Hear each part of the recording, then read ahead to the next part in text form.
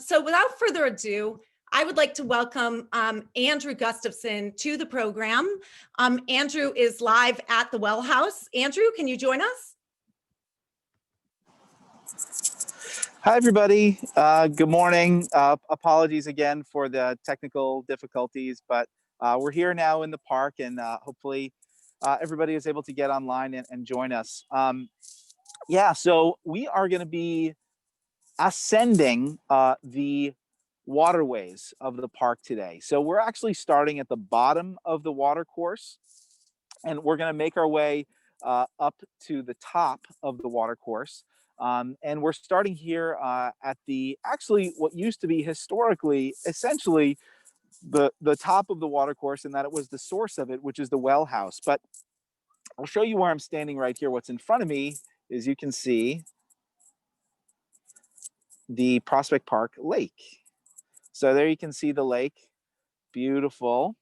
And so we're going to see where all this water comes from and how this whole watercourse was engineered, because basically all of the bodies of water in Prospect Park are man-made. And so there was a very, very different hydrology when the park, before the park was actually built. This was actually a pretty marshy area. There were some kettle ponds, which are glacial ponds. But all of this was engineered, and essentially there's one body of water. And so we're going to follow it as it descends. Well, we're going to ascend about 75 feet from here at the lake level down up to the very top of it, which is called the Fallkill Falls. And we'll show you some maps as we go along the way. Now, the entire water course in Prospect Park is not Wi-Fi enabled. So there will be parts where I will turn off my video, but we should be able to have sound throughout as Cindy and I have a conversation this morning. But I want to show you a little bit of what's outside the Wellhouse. And then we are going to step inside and take a look at how the building has been repurposed. So first of all, if we look over to my left,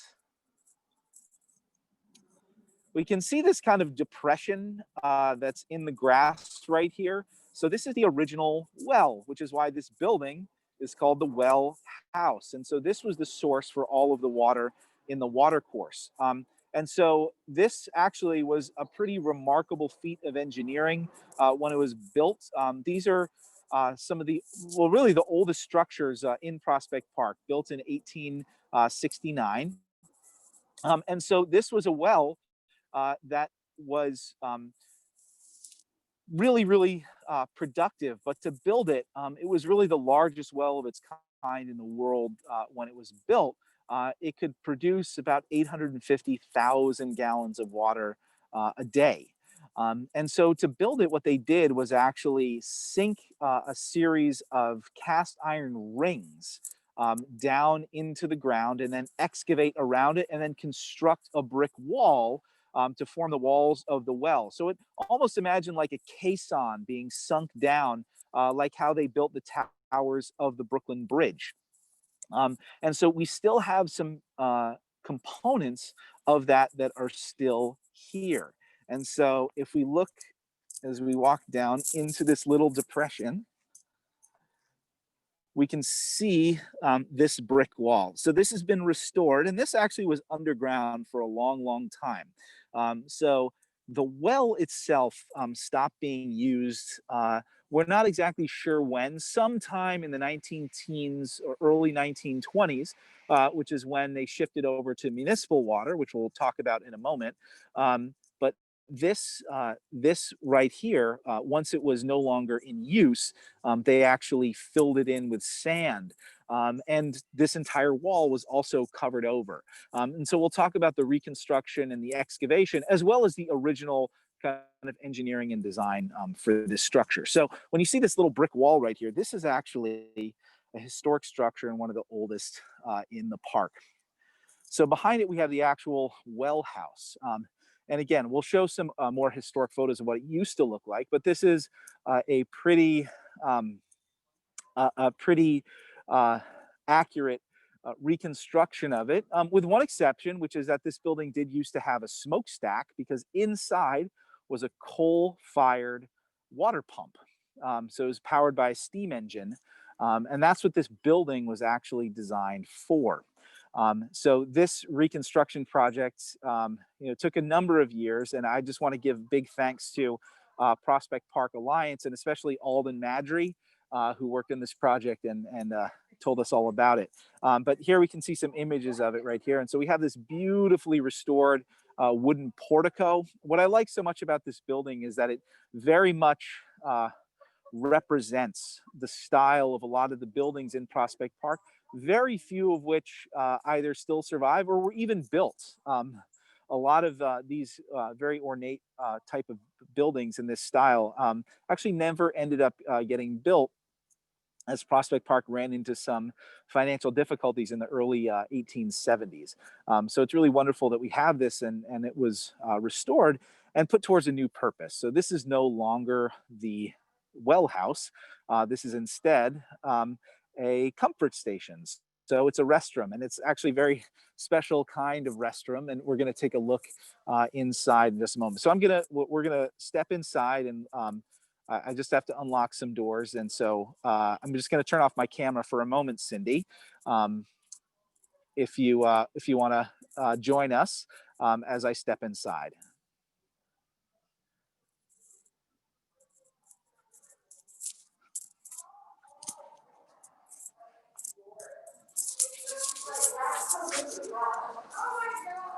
We are now going to be making our way, like Andrew said, into the Wellhouse. He's a couple of doors. And then we're going to kind of step inside and see what remains of the original kind of Wellhouse structure, as well as some of the infrastructure that's there for the composting, which is it's a very exciting kind of feature, because this building, when they went to restore it, they knew that the Prospect Park Alliance knew that there needed to be a comfort station, a place for people to use the restroom in this part of the park, but they didn't have a connection to the sewer system, and so they had to come up with a creative way. So here we see Andrew. Yeah, so now I'm inside, and there is another level. So we're going to go downstairs, and we'll try and keep our connection. We tested this, but you never know. So these are all the original sandstone walls of the building. And you can also see these are the original steps. And this building was essentially... Oh, Andrew, we're losing a... Oh, can you hear me? Can you hear me now? Yep, we've got you. Okay, great. So this building had essentially been abandoned, and like Cindy said, there was challenges for what they could do with it because it doesn't have a sewer hookup.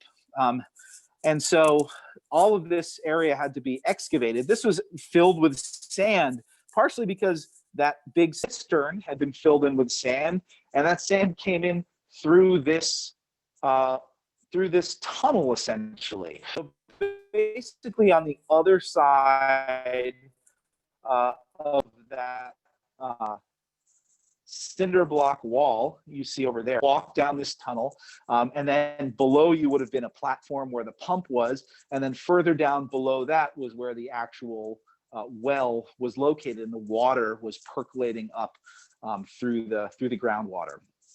And so maybe Cindy, we can pull up the picture of what it looked like before they did the renovation in here. Oh, sure. Hold on a second. Let me pull that up here for you. Okay.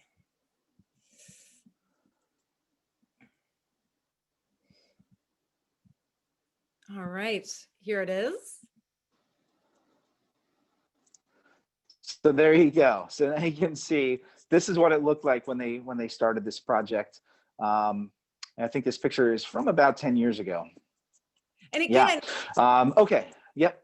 And Andrew mentioned this earlier, but the Wellhouse, it plays a very important role in the water system, but we think it closes sometime in the 1910s or no later than 1920, and so it gets filled in maybe around that time period.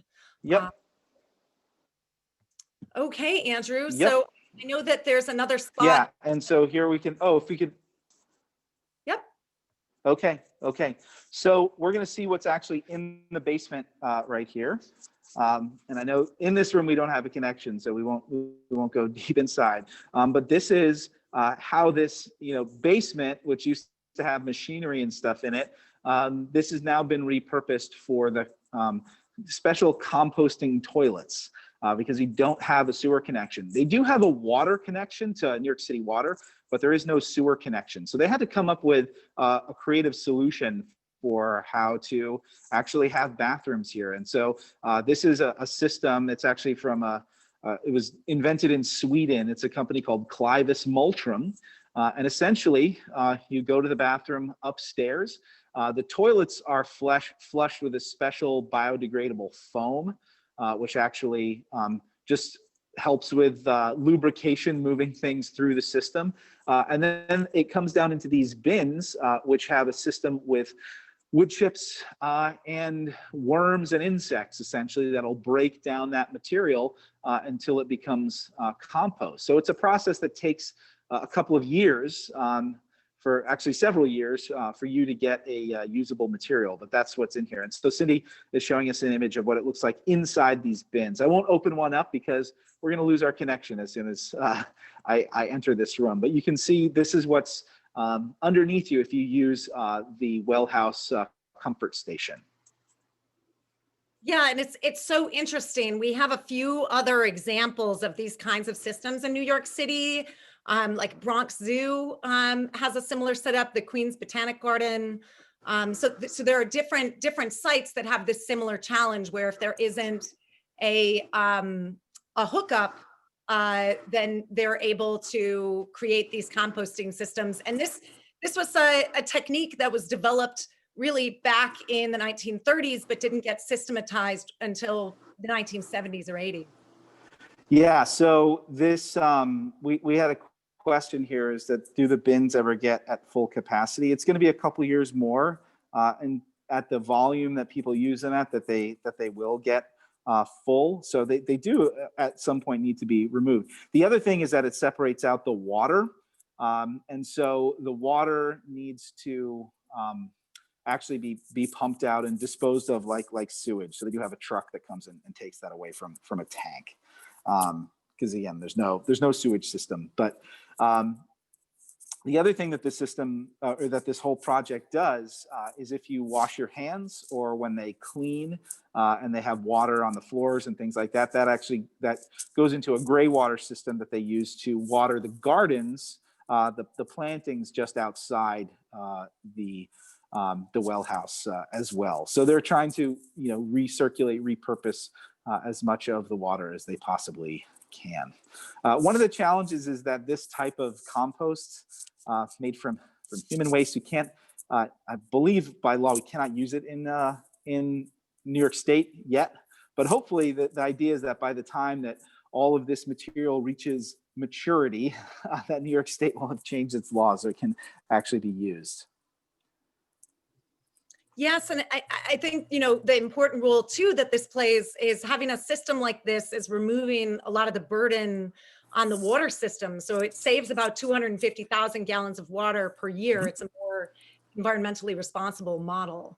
Yeah, so I'm gonna head back upstairs. So I'm just gonna turn off my video, Cindy, until I get back outside so we don't lose our connection, okay? Okay, sounds good. Thanks, Andrew.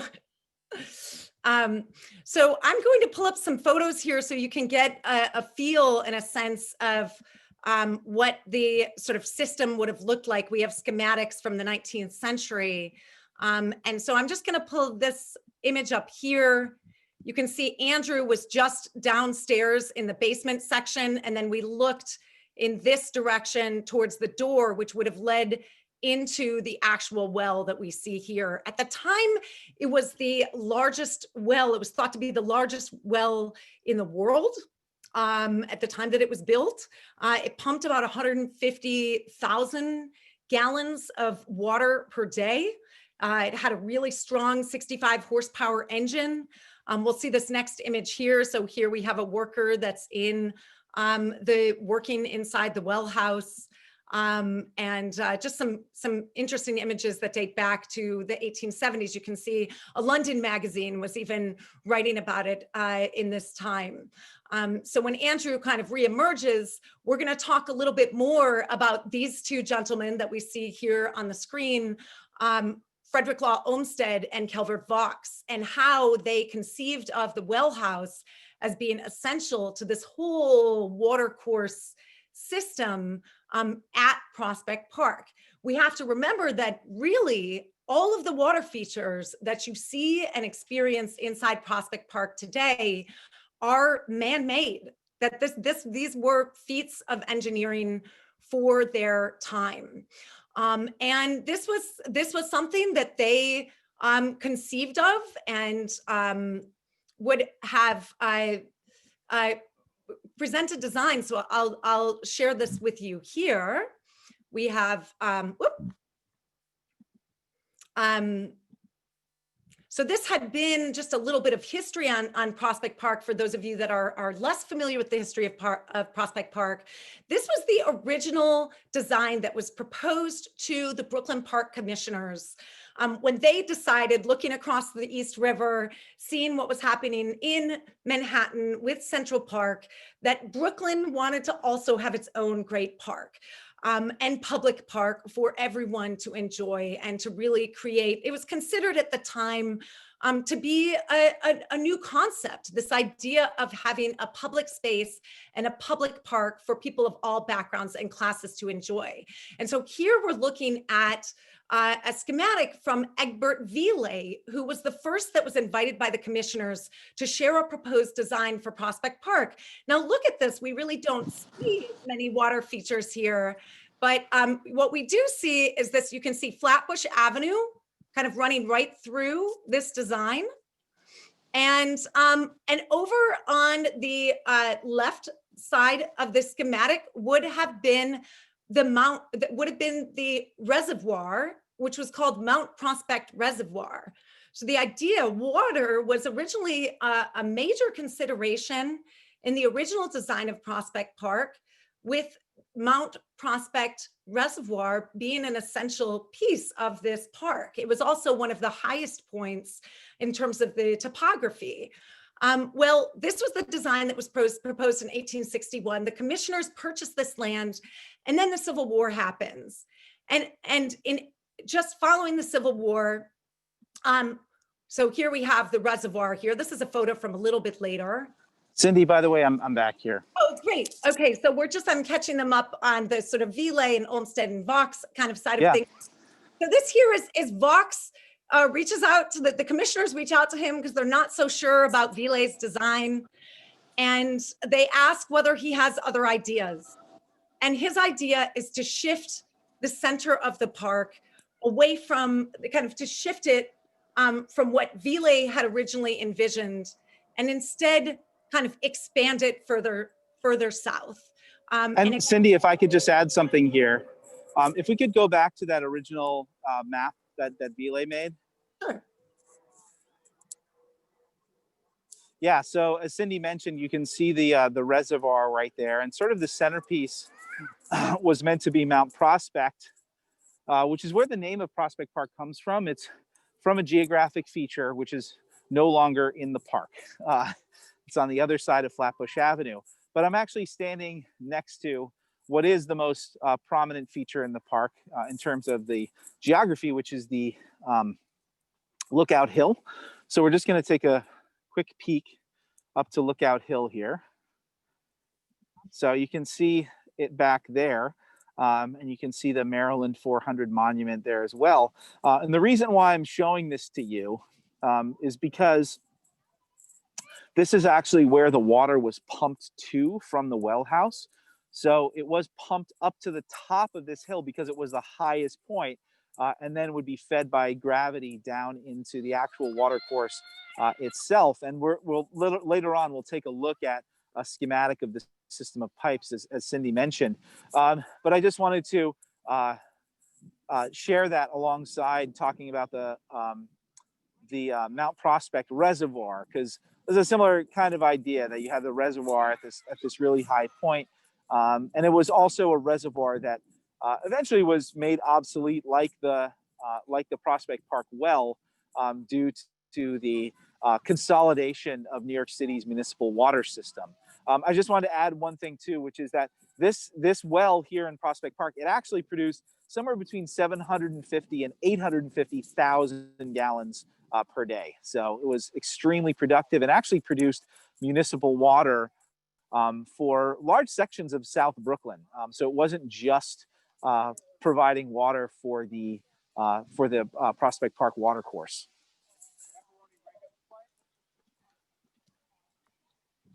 Yeah, and we are going to be kind of talking about the lake itself, and that is the lowest point in the watercourse. So it is it was designed and intended to be this gravity-fed system that went all the way up to where we're actually going to end our tour today.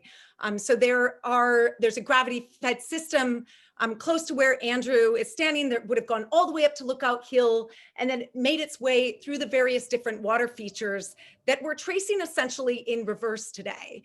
But I wanted to share, this is a map that zoomed in of the original plan. We can see the lake here, which is the lowest water feature here. And this would have been essentially what would have been in place. This is what the land looked like when they were surveying in anticipation of building the lake. So just imagine the labor and the engineering that had to go into creating this whole water system. So you can see here, these are two of kind of the same landscape, and what we see emerge, it's absolutely an incredible feat for its time. Yeah, and I love that last image you just showed, because it really, it's one of my favorite images to use to really highlight that, Brooklyn was an agricultural landscape. It was really the hinterland of Brooklyn. And when Prospect Park was built in the 1860s, it was really on the edge of this really fast-growing city. And in many ways, places like Lookout Hill and the other hills that run through the park, it sits on the terminal moraine, this line of hills that runs across Brooklyn and Queens, and across Long Island, actually. But this was really sort of marginal land, because it was so hilly. It wasn't particularly good for farming. And so that's part of the reason why it was available to be turned into a park. But I just love that view, from Lookout Hill, looking south all the way down to Coney Island, and as far as you can see, it's just farms. I think that's one other important thing to mention, is the fact that there were not a lot of people living on the land that became Prospect Park. There were a number of homesteads that were bought out, but there weren't really any, concentrated populations here. That's in contrast to Central Park, which had a few thousand people, including in the free Black community of Seneca Village, that were expropriated of their land and moved off there. So mostly what you're seeing in this area is these farmsteads. And obviously a big part of the story in Prospect Park even today is how people in the park enjoy the lake and enjoy the waterfalls and streams. There's all kinds of recreation that happens even today. We see people picnic by the lake as they would have back in the day. We have some photos here of people enjoying a picnic dating back to 1905 by the low water, which is what feeds out into. And we're going to be at the low water in just a second. We're going to be at the low water in just a moment. Okay, yep. Great. And so once we get to the low water with Andrew, he's going to open up his camera and we'll be able to see. He's closing his camera when he's walking, so it's not all shaky for us. But yeah, there's so many different types of recreation. And, in the wintertime, so we're going to see Andrew kind of getting close to a space that'll look sort of like this. But I want to share, so here's another photo of the low water. And I took this one earlier on in the pandemic. This is of the lake. But we have this image here that is a painting from William Merritt Chase. And this would have been the old boathouse. So Andrew is on his way currently. What will be, we'll see the boathouse that came in the early 20th century. And, you know, ice skating was also in the wintertime an incredibly popular sport that many people enjoyed. People of all backgrounds and all kinds. Oh, Andrew, we're back. We have you. So we're going to take a look at Andrew's video here. I'm going to close my video so we can get this in full screen. Yeah, so we're at this little neck of water that connects to my left over here. This is the lake, and it runs up to the low water. So we're getting into the second lowest body of water, which is, so we go from Prospect Park Lake. So that's the largest and the lowest, obviously. It's 55 acres. And then we're gonna come up into the low water. So we're gonna follow this channel along here. I kind of wish we could do this whole tour, you know, in a little boat. Unfortunately, most of the watercourse is not navigable by boat. Just these two lowest sections, the low water and the Prospect Park Lake.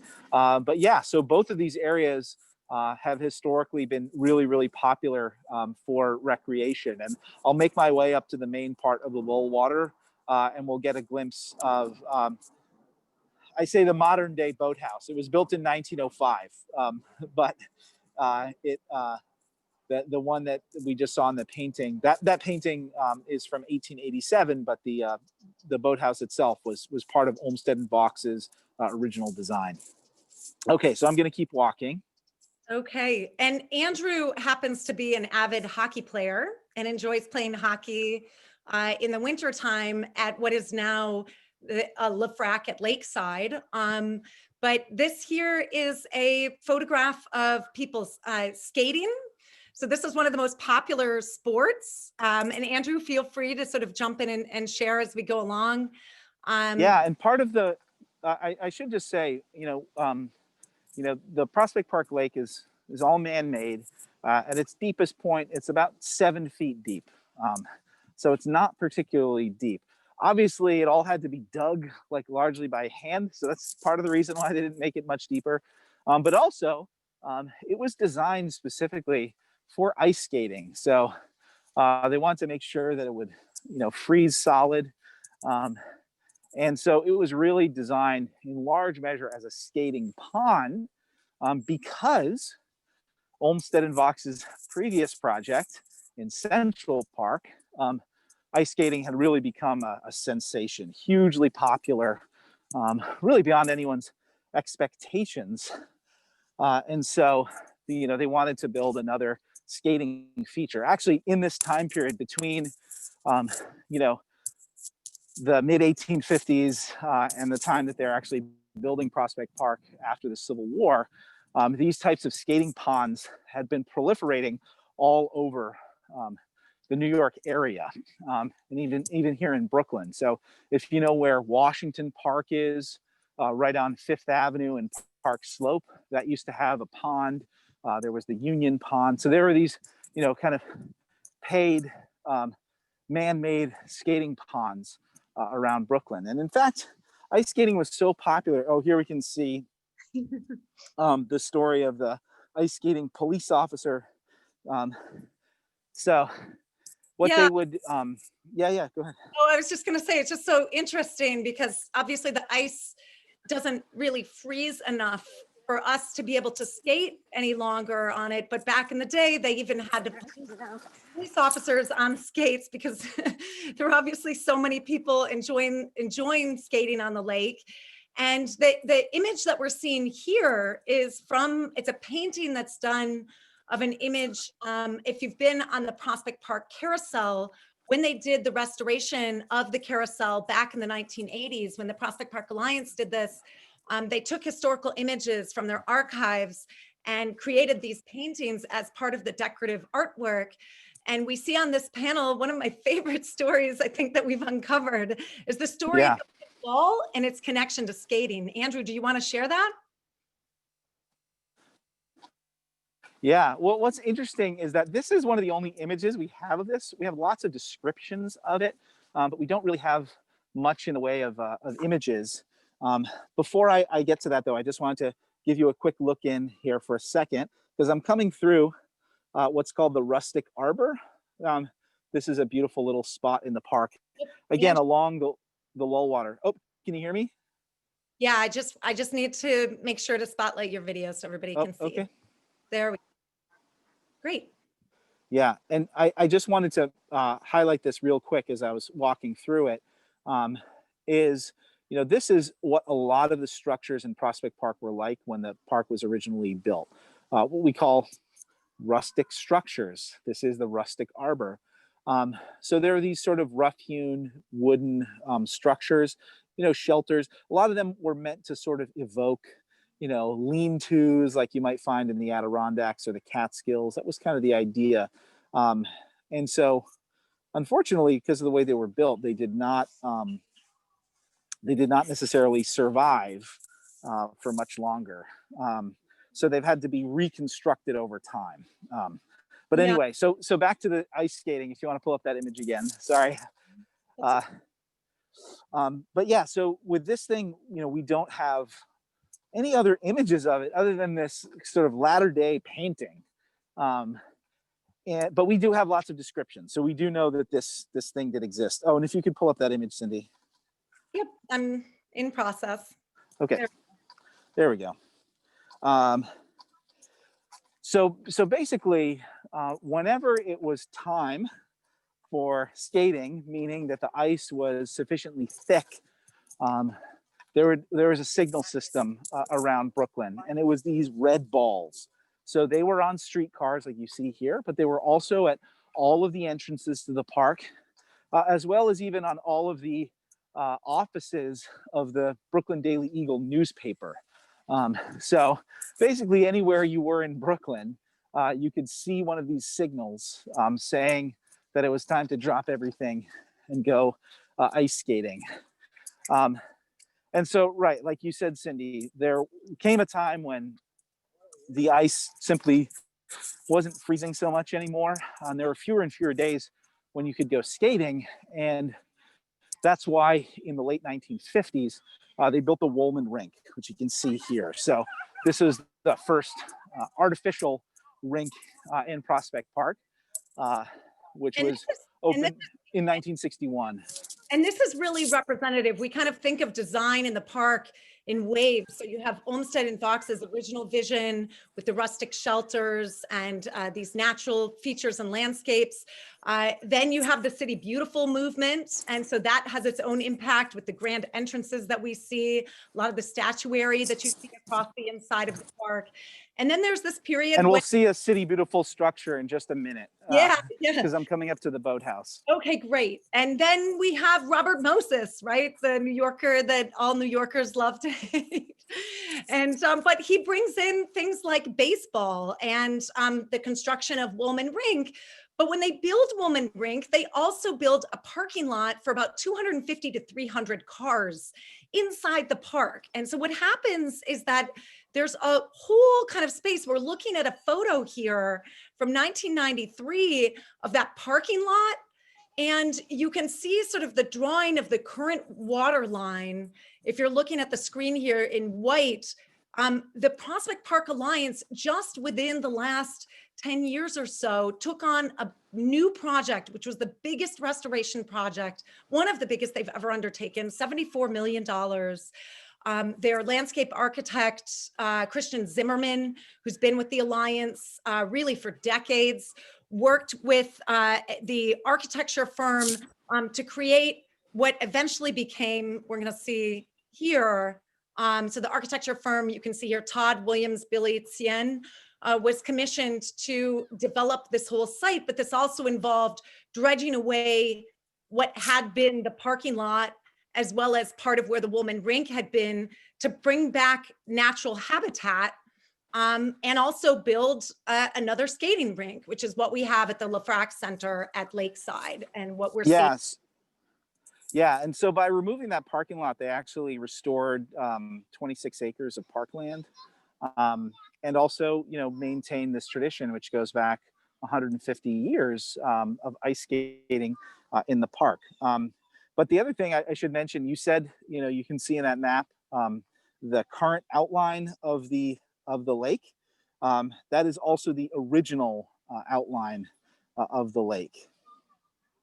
Right, and so that's, Yeah, so that white line right there. So this is an aerial photo from the early 90s when, and so that big sort of beige rectangle you see there, that's the Wollman Rink, and then the white and the rectangle and the oval and white, that's where the current skating rink is today.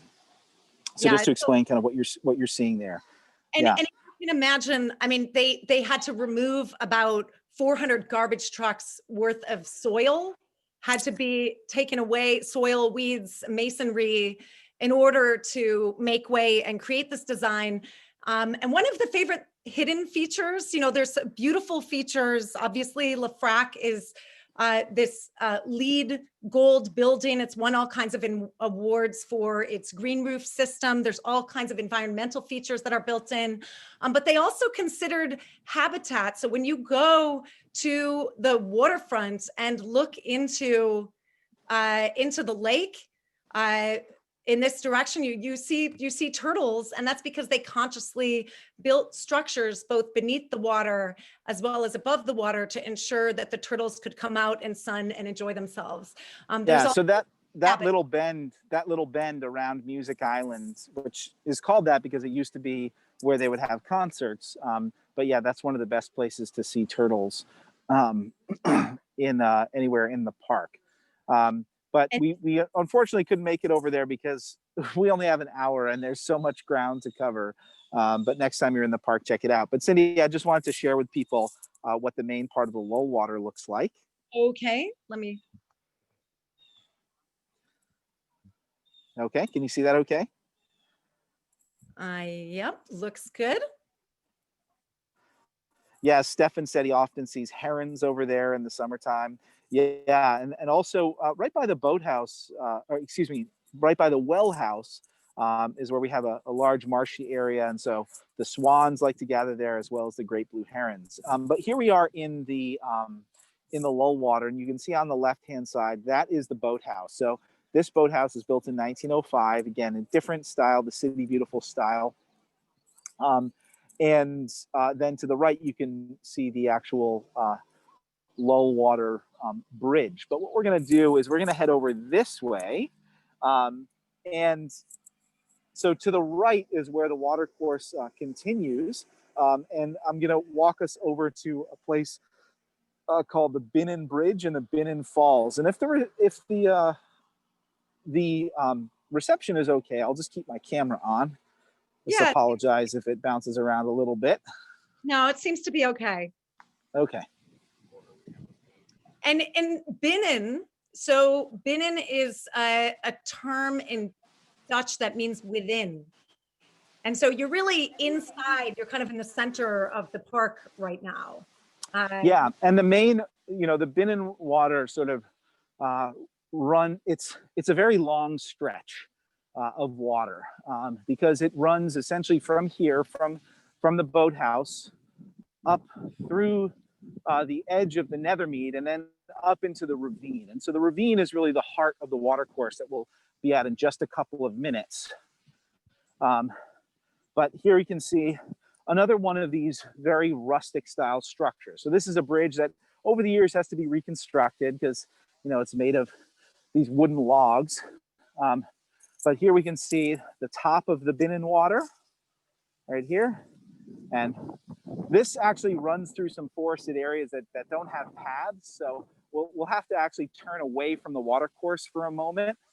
But the bottom of the Binance water comes into the low water by way of the Binance Falls, which you can see right here. So this is one of 6 waterfalls, or I should say cataracts, but it is one of the actual waterfalls that's here in the watercourse.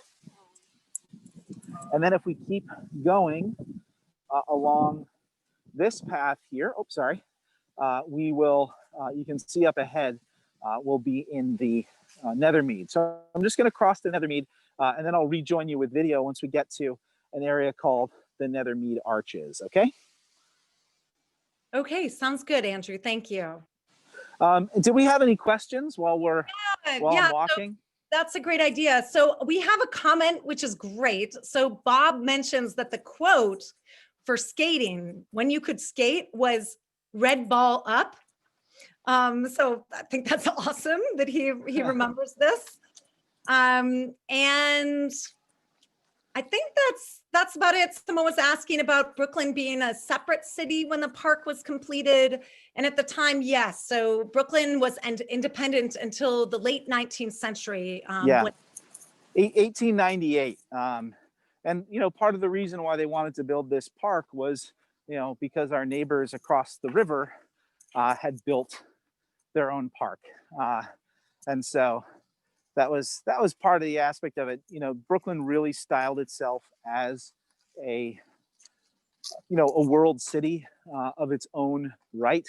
And so at this time, you know, if you wanted to be a prominent world city, you need to have a prominent park.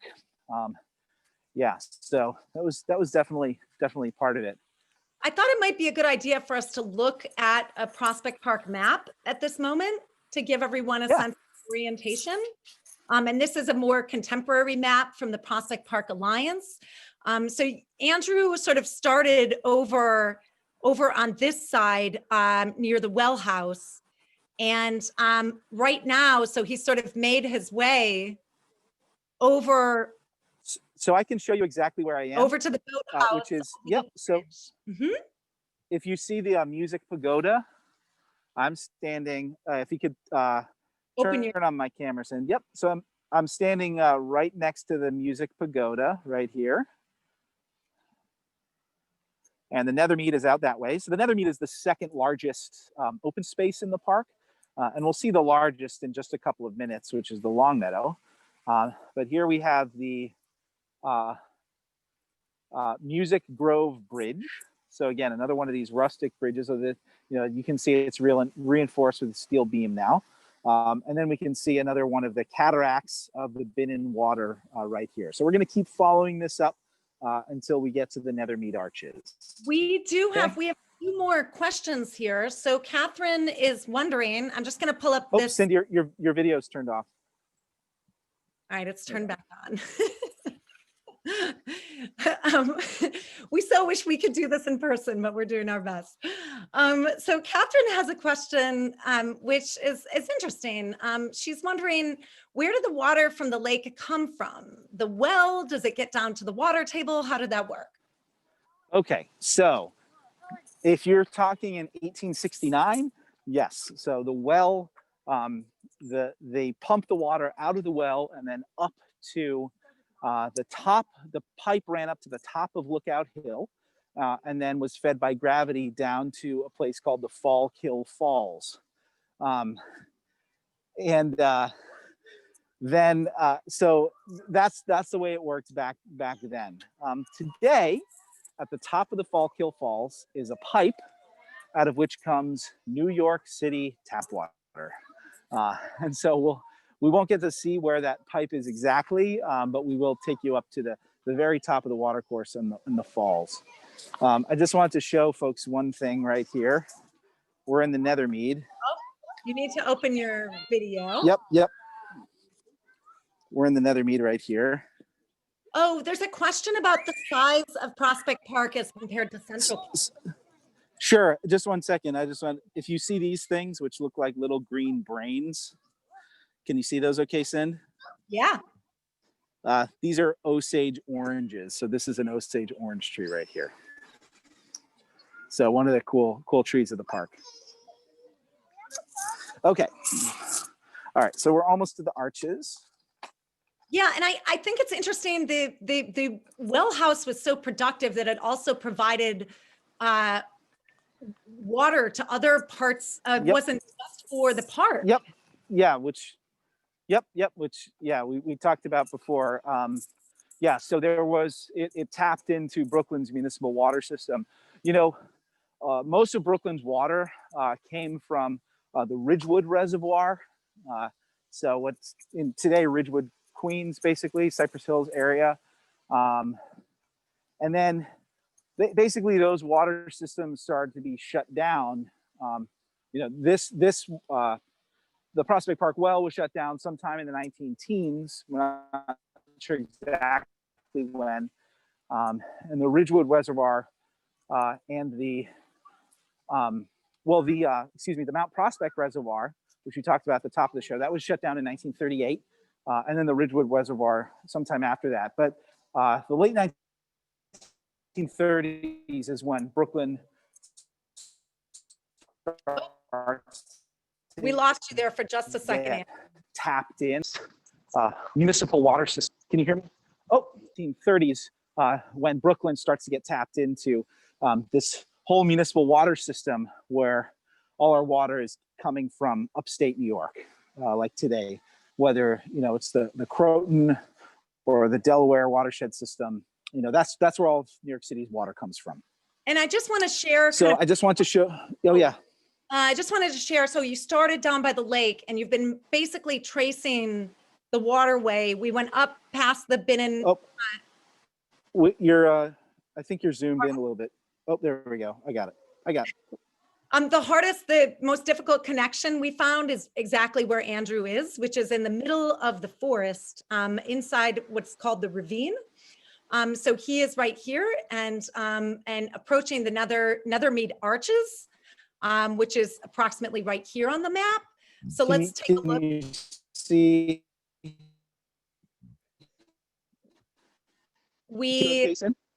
Yeah, we can see. Can you hear me okay? Your audio is cutting in and out just a little bit, but we can see well. Okay, but here we are at the Nether Mead Arches. And so this is one of, okay. So I'm just going to turn off my video and we'll keep walking into the ravine. Okay. Sure. Okay.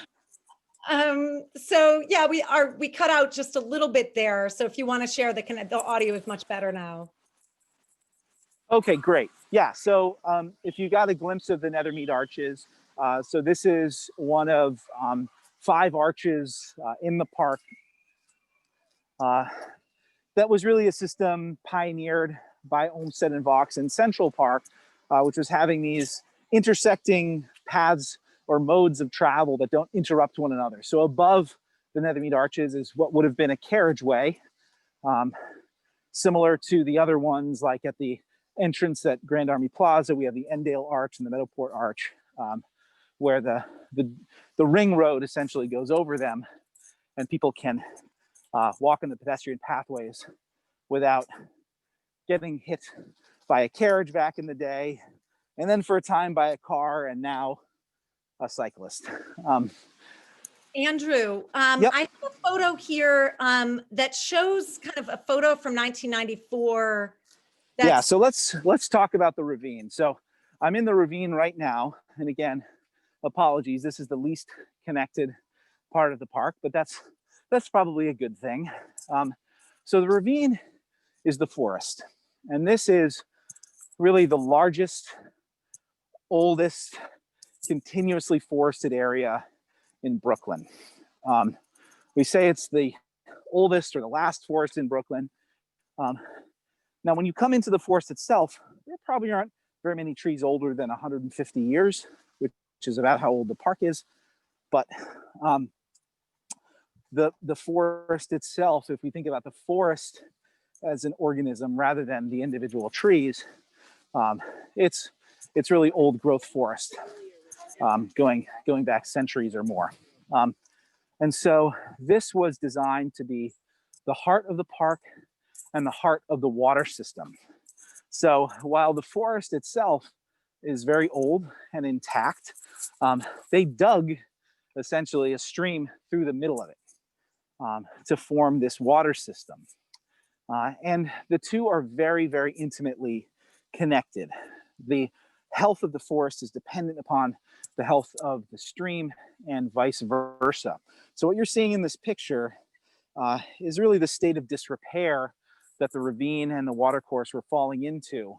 And this dates back really to the 1950s, 60s, 70s, just decades of overuse.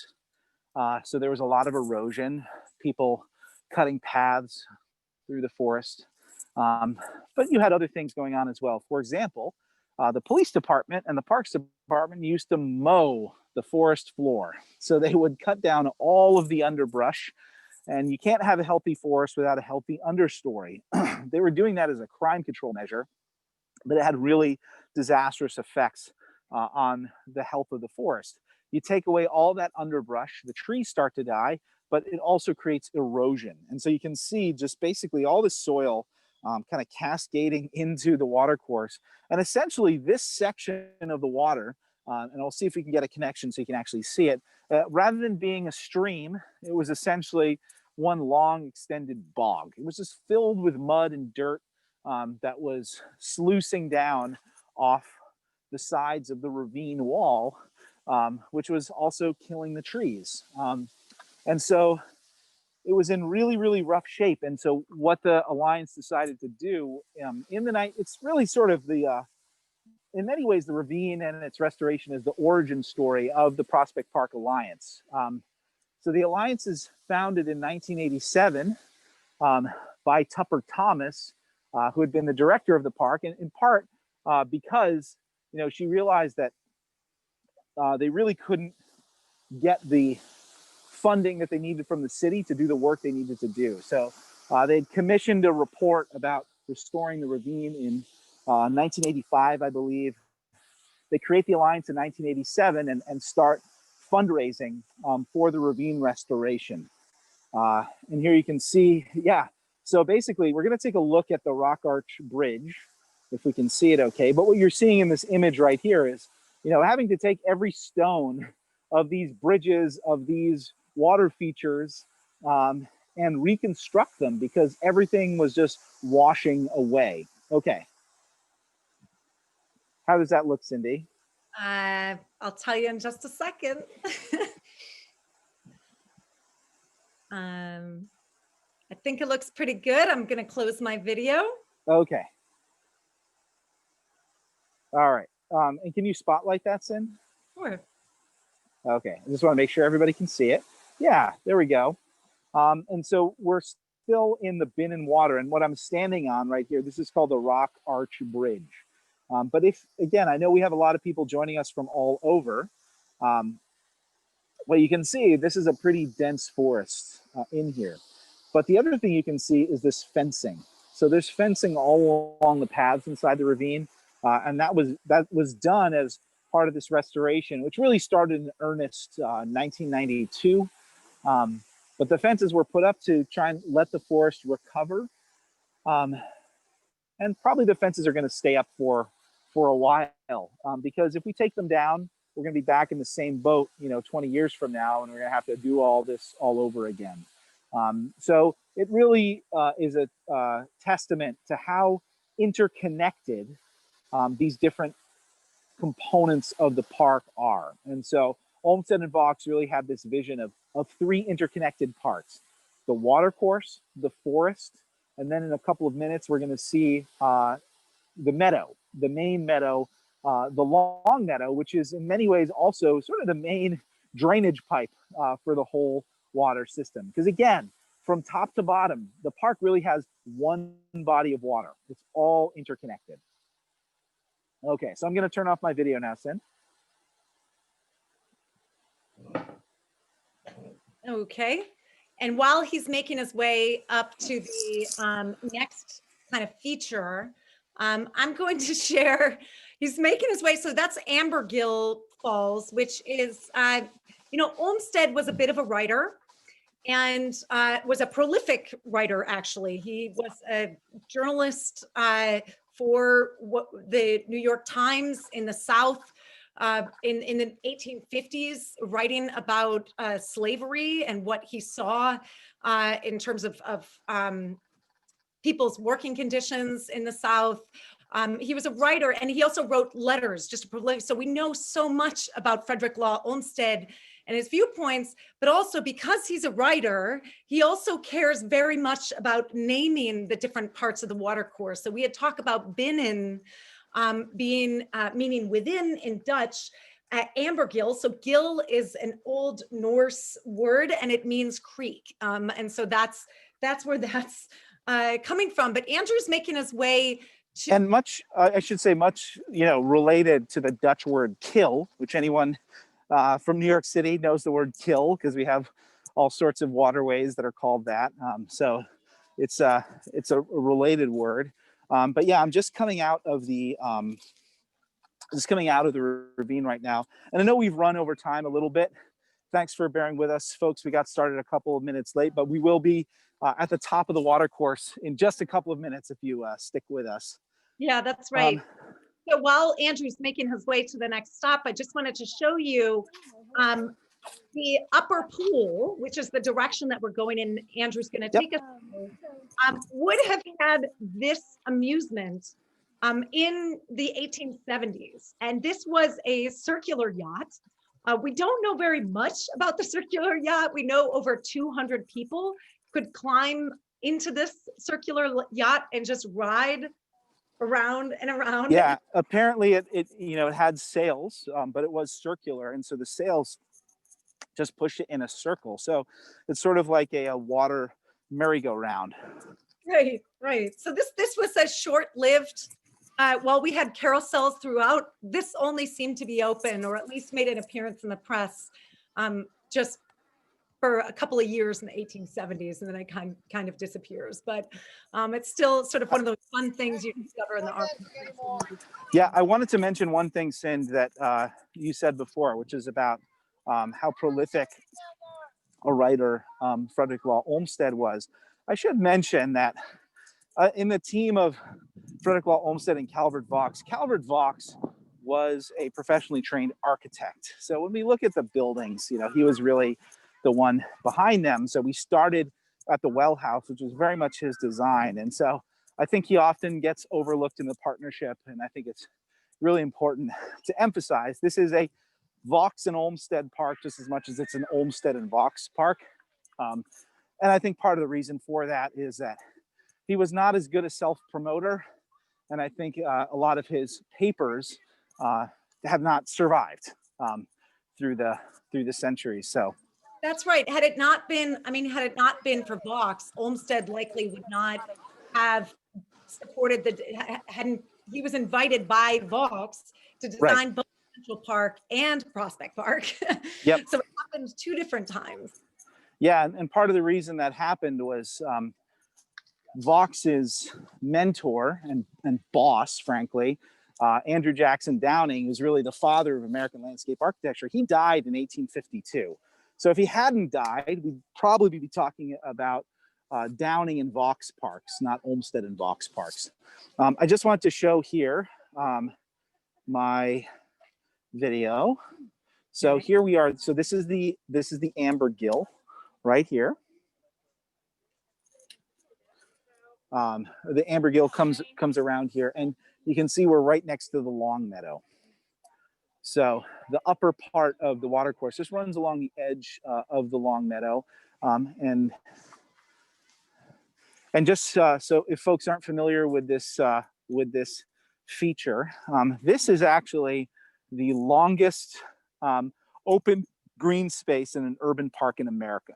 So from one end at Grand Army Plaza to the north, down to, you can see the baseball diamonds in the different distance, is about a mile. So this was really the central feature of the park, and something that they were not able to build in Central Park because they had these transverse roads. There are 4 roads that cut through the park and really kind of break up Central Park into a series of compartments. Whereas Prospect Park, again, a big reason why we said at the very beginning, They didn't want to use Ville's design, which had Flatbush Avenue running through the middle, so that they could have this huge, huge open space. And even though Prospect Park is smaller than Central Park, in many ways it feels much bigger, because you can see, your eyes are drawn in one direction, and they're also, because of the trees and the elevation, it blocks out the buildings. There are very few places in Prospect Park where you can actually see buildings outside of the park. But I want to show you a more modern day feature of Prospect Park, which is Dog Beach. So a very important water feature. This was actually built as part of the Ravine restoration. One thing they were realizing is they were analyzing the issues of erosion around, and this is one of the pools right here. One of the issues that they were analyzing was that dogs were actually contributing to the erosion running into the water. So they wanted to sort of confine them to one area and put down this stone right here, so they could reduce that impact. So it also give dogs a place to recreate. And dogs are an important part of our history here. We at Prospect Park, we actually have the longest running off-leash hours of any park in New York City. So actually for now almost 40 years, we've had designated off-leash hours, which now we have in more than 100 parks in New York City, but it all started here in Prospect Park, in part because the park had seen a huge decline in visitorship. People did not feel that it was a safe place to visit in the late 70s and early 80s, and the dog walkers really helped to signal to people that it was a safe place, and people started coming back. So because if you have a dog, you have to walk it. So I love to give the dogs a shout out. There's two other quick things that we want to show at the very end right here. One is, so again, the baseball diamonds are just to my right, and then directly in front of me, again, apologize if it's a little jerky, but directly in front of me is this fenced off area. And this is really interesting. This is going to be essentially our filtration plant. So as we talked about before, the water in Prospect Park, the watercourse, had been well water, and then it was replaced with New York City tap water. Now we treat New York City tap water with chemicals, specifically phosphates. And what phosphates do is they help to form what's called a biofilm. So that coats the inside of the pipe, that prevents the pipe from corroding and those metals from leaching into the water. Cindy knows all about this because Cindy is actually from just outside Flint, Michigan. Not using these chemicals was one of the things that contributed to the water crisis there. So phosphates are good in moderation in municipal water systems. They're not so good when they get out into open water because they promote organic growth. And so what that means is they promote algae blooms. And so we do get toxic algae blooms in the lake periodically. This is essentially a natural filtration system. It's called an eco-weir. And essentially what they're doing is building a man-made marsh. And the water, once it comes out of the falls, is going to be filtered through here and then back into the watercourse. And so these plants will take up those phosphates. And so it should greatly reduce the risk of those algae blooms. So this is still under construction, and it'll probably be completed sometime next year. And so we're heading back into the ravine on another side, and we'll be at the top of the watercourse in just a minute here. So yeah, do we have any other questions, Cindy? I'm going to spotlight my video and your video so that Great. We have some visual grounding with me at home as you move along. Yeah, and I know again, right at the top of the watercourse is not great reception, but we just want you to get a peek at least of the waterfall. But did we have any other questions, Cindy? You know what, we do. We have a question, and actually a couple of people have echoed this, that they would like to see us retrace the route on, absolutely, on the map so that they can understand where you started. and also where you're ending so that they can do it themselves. And there's also Absolutely. people asking if this will be available afterwards so that they can go into the park and trace the route themselves. And yes, you can. You will not be able to go down into the basement of the Right. house because that's a maintenance space that's special for Open House New York, but otherwise everything, you could use the bathrooms at the Wellhouse, and then you would be able to trace pretty much everything that we're seeing today. So now we're going to put you in full view because we see that you're stationed, and I will be removing my spotlight and stop. So what we'll do is, yes, this video will be posted, and we'll also create a Google map where you can follow along. We'll post that later today, but it'll be right on the same web page where you may have signed up for this tour. If you're joining us on Zoom or if you're watching on YouTube, it'll be right on there. So you can find it as well if you go to turnstyletours.com/OHNY. And it'll be right there. But yeah, so here we have the Fallkill Falls. And so this is a favorite spot for people to come and sit and just watch the falls. I see we had a question here. Where does all of the municipal water go that feeds the current streams and lakes? It goes into the lake, and then it eventually, will evaporate or percolate back down into the water table. And so if the lake gets too high, they can turn this waterfall off. So periodically you will see no water coming over this waterfall because they just turned off the municipal water. Hey, Andrew. I see Eleanor says it's a little hard to see the waterfall. So maybe you can hear it. Can you hear it, Cindy? So it's right in the center of the frame back there amidst all those rocks. It's almost like a little grotto back there. It's not possible to zoom in on Zoom, right? Yeah, no, it's not, unfortunately.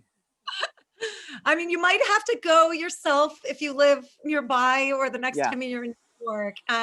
Or there's beautiful photos also online. We're doing the best we can to mimic an actual tour today. Yep. But we had another question here, Cindy, and maybe you can. I'm going to turn my camera around so maybe you can spotlight both of us so everyone can see both of us.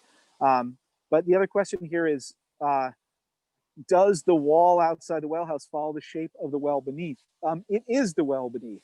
So yes, only the kind of the bricks on the very top are new, so that they could create a flat surface that's now a bench. But the rest of it, that goes down 45 feet. So that's all intact. Probably the steam engine isn't down there anymore.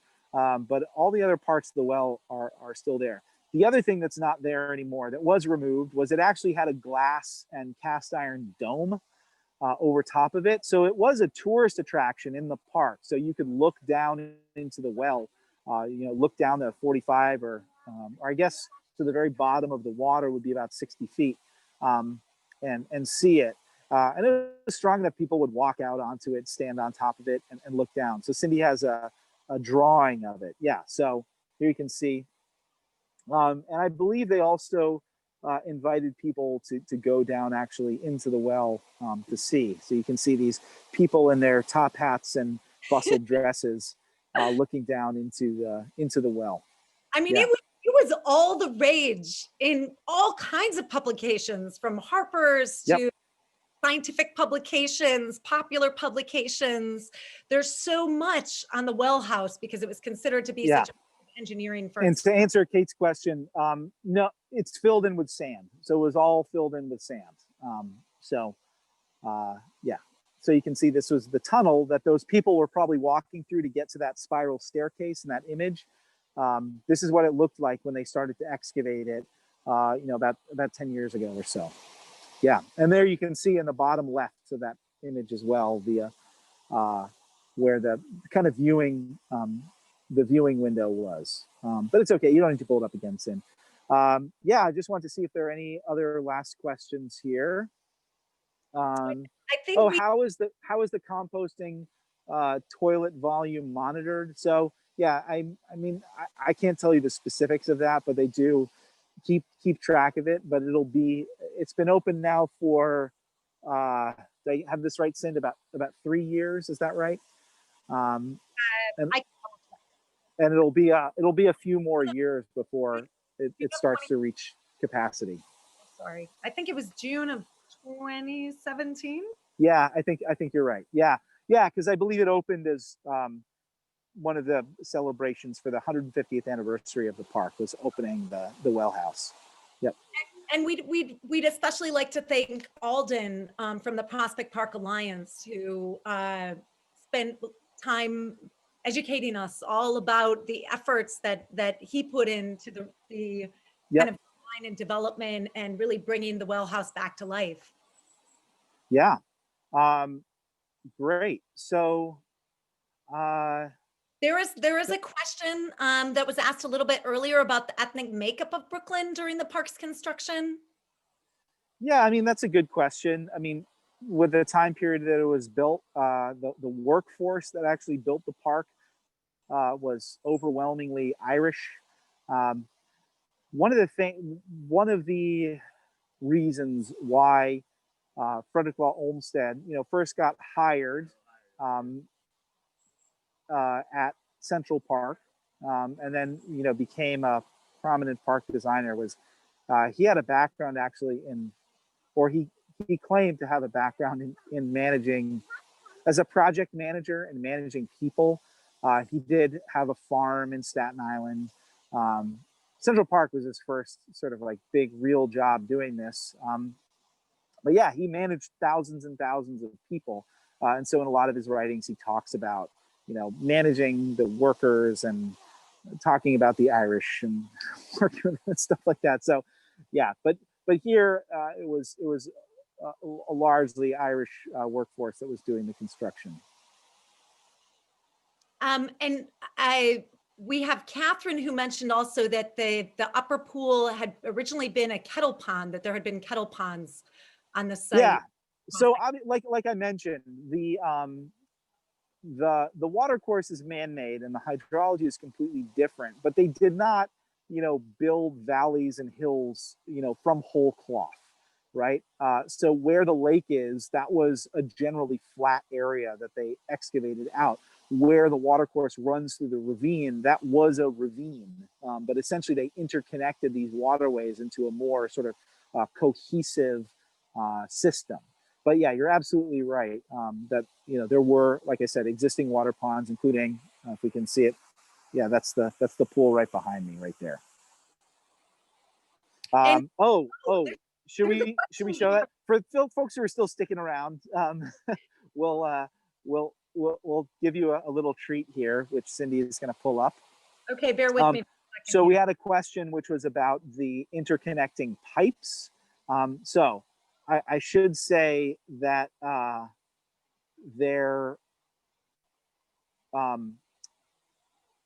we have a sort of surface water system, but we also that Olmsted and Vaux design, and it all sort of slopes downhill from Grand Army Plaza down to the lake. So the surface water that comes off of the Long Meadow, does wind up in the watercourse.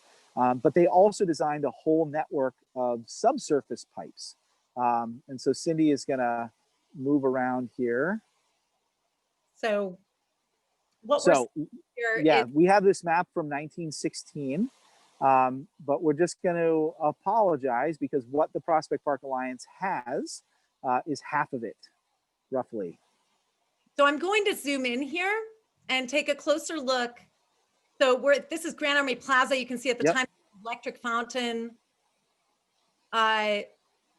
And then as we move in, this is the entrance to, this is the entrance here at Grand Army Plaza. But if you look closely, there are these lines that say vitrified pipe, 12 inches. And as you follow this along, you'll see pipes that are here. This is the piping system that runs underneath the Long Meadow. Yeah, and so if you follow, like you can see where those circles are. If you follow along the Long Meadow, every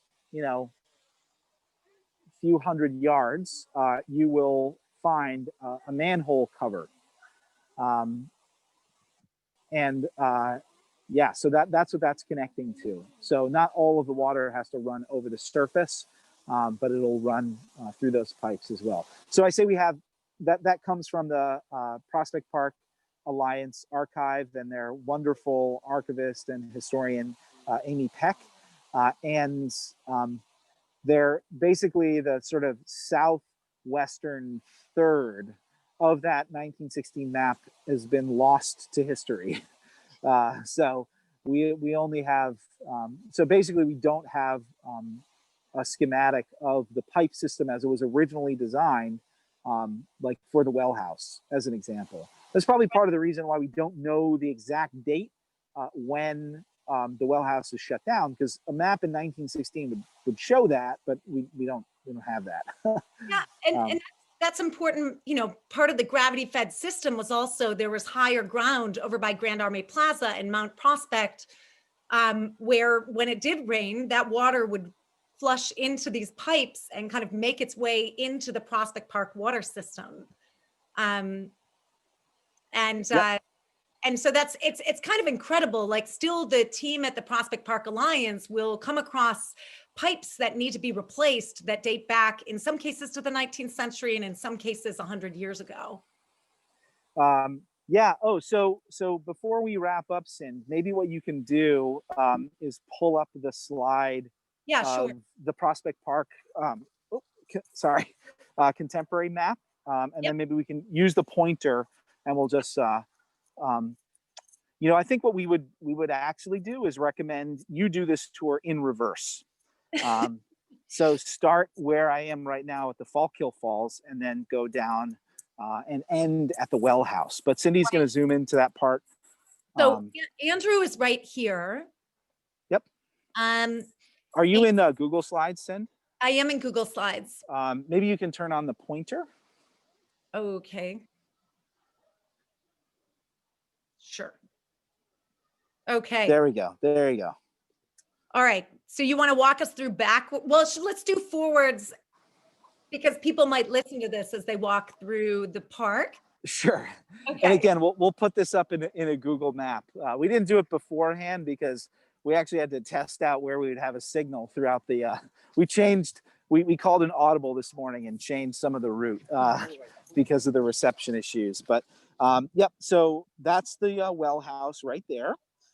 So then what we did was we came over the bridge right there and then looped around and then came along the lull water. So along the south shore of the lull water. By the way, north is to the right on this map.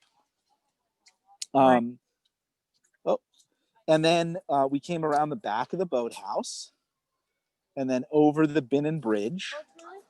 And then through the Nether Mead arches, and then up into the ravine. And rather than follow the main course of the main path of the ravine, what we did instead was took a right there and went up to the Rock Arch Bridge, which is and then and then a left out onto the Long Meadow, and then a left along the edge of the upper pool and the lower pool. And then to Dog Beach, and then at Dog Beach you take a left and you're there at Falkhill Falls. So that's the route that we took today. And you could do it in the reverse if you wanted to do it in the way that the gravity fed process works. Yep. And I think it was something like the original Wellhouse would pump water up at least 80 feet up to Lookout Hill, and then it would run down from there to the Falkhill. Yeah, so where you can see all of those kind of switchbacks behind the Wellhouse, that's Lookout Hill right there. Right, this here is Lookout Hill. So this is the house, and this is Lookout Hill. Well, great, folks. We turn this, our normal Prospect Park walking tour is 2 hours. So, and this was supposed to be an hour, but we went for 90 minutes. And thank you so much. We had so many people stick around for the duration. So we really, really appreciate that. I just want to mention, if you do want to join us for a guided tour, we haven't been doing guided tours since March. It's been now over 7 months since we last gave a guided tour. except in Prospect Park. So we just relaunched them last week, and we have a number of them on our calendar. They're socially distanced, they're masked, and we limit the groups to 10 people. So if you want to join us, we'll see many of the areas that we saw today, but in person. So we would love to have you on a tour. There are already, the handful of dates we've put up are already selling out. So we'll be adding more and keep them going through the winter as well. So we would love to have you, and also to have you join us for our other virtual programs. We've been doing virtual programs about the park throughout the year, and we'll be doing more in the future throughout the winter. Even when we're back to giving tours on the regular, we're going to keep doing these virtual programs. So thank you so much to Open House New York for giving us this opportunity and this platform, but we're going to keep doing them beyond this weekend. So please visit our website, turnstyletours.com. You can go to our virtual programs page. You can see, we do at least one free program per week. And then we do programs for a small fee. And also we have a whole membership program. And so we would love to have you be part of our community and continue to support us. And to all of our supporters that are out there already, we really appreciate it. And that's really what we're seeking to do through our work, is to work with different nonprofits like our partner at the Prospect Park Alliance to support their work, tell their story, both the history, but also the work that their staff does day in and day out to ensure that we can really enjoy the park and that it can continue to be Brooklyn's backyard, which it has been really since it opened in the 1860s. And I should give one more plug, Cindy, yeah. Which is October 29th. Mm-hmm.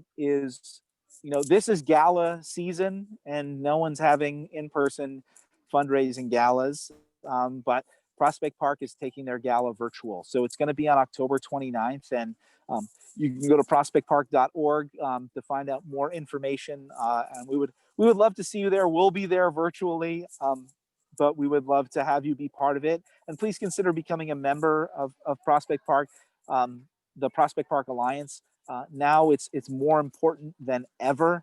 More people are using the park than at any point in living memory. And at the same time, we're facing really the lowest funding for parks in New York City than we've had in decades. And so it's really, impacting all of our parks, but especially Prospect Park with so many visitors. So there are lots of ways that you can help out. If you want to volunteer, we have wonderful teams of volunteers that are helping to keep the park clean and maintain it. If you want to become a member, but even just a simple thing, if you come to the park, if you have a picnic, please, whatever you bring in, take out of the park. We've seen big cuts to sanitation, and so you can help out, keep the park beautiful. If you want to pick up some trash, that's great, but also if you bring anything into the park, please take it out of the park with you. Well, thank you so much. And we just want to say thank you to everyone. We do our best using Zoom. Yeah. And recreating the experience. And we know at points there were technical difficulties, but overall, we hope that you enjoyed this experience, learned a lot, and that you'll continue learning about the park. We've actually had Howard Goldstein on for several free programs about Prospect Park, which you can find on our website. And it's been all about the sort of ecology and the story of the park as well. So you can find that on our website as well, and hopefully you'll join us in the future.